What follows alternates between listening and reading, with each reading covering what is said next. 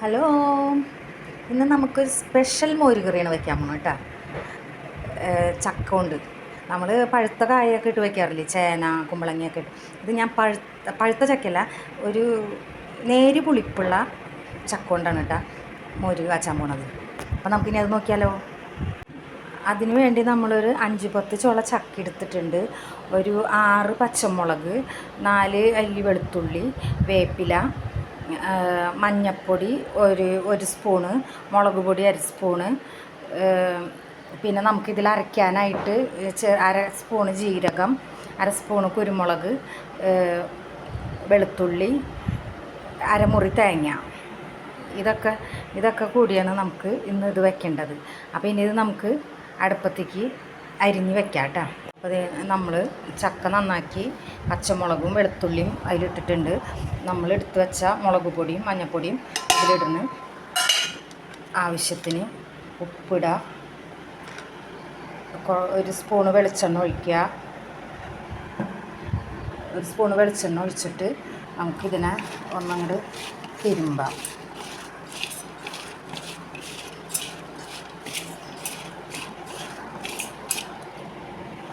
തിരുമ്പിയിട്ട് നമുക്ക് ഇതിൽ ഈ വെള്ളം ഒഴിക്കാം.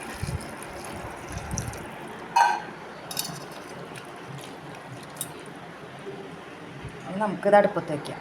ഇത് അടുപ്പത്ത് വെച്ചിട്ടുണ്ട്. ഇതിനി ഒന്ന് തിളച്ച് വേവട്ടെ. അപ്പോഴേക്കും നമുക്ക് അരയ്ക്കാം കേട്ടോ.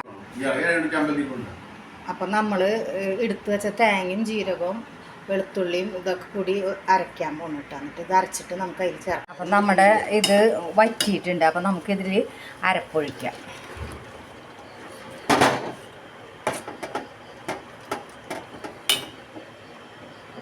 നമ്മുടെ ഇത് അരപ്പൊക്കെ ഒഴിച്ച് ഇത് നല്ലോണം തിളച്ചിട്ടുണ്ട്. ഇനി നമുക്കിതിൽ ഒരു പാത്രം തൈര് ഒഴിച്ചു കൊടുക്കാം. ഇതധികം പുളിയില്ലാത്ത തൈരാണ് കേട്ടോ. പുളി വേണമെന്നുണ്ടെങ്കിൽ നമുക്ക് കൂടുതൽ പുളിയാണെന്നുണ്ടെങ്കിൽ കുറച്ച് തൈര് ഒഴിച്ചാൽ മതി. ഇത് പുളിയില്ലാത്ത തൈരായ കാരണമാണ്. അപ്പോൾ നമ്മൾ തൈര് ഒഴിച്ചിനി. അപ്പോൾ ഇതിൽ നമ്മൾ തൈര് ഒഴിച്ച് ഇതായിട്ടുണ്ട്.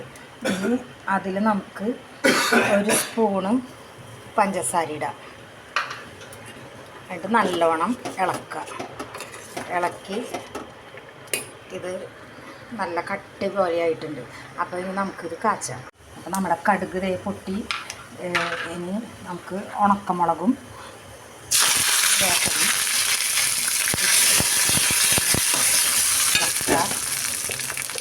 എന്നിട്ട് നമുക്ക് ഈ കറി നമ്മൾ ചീഞ്ചട്ടിയിലേക്ക്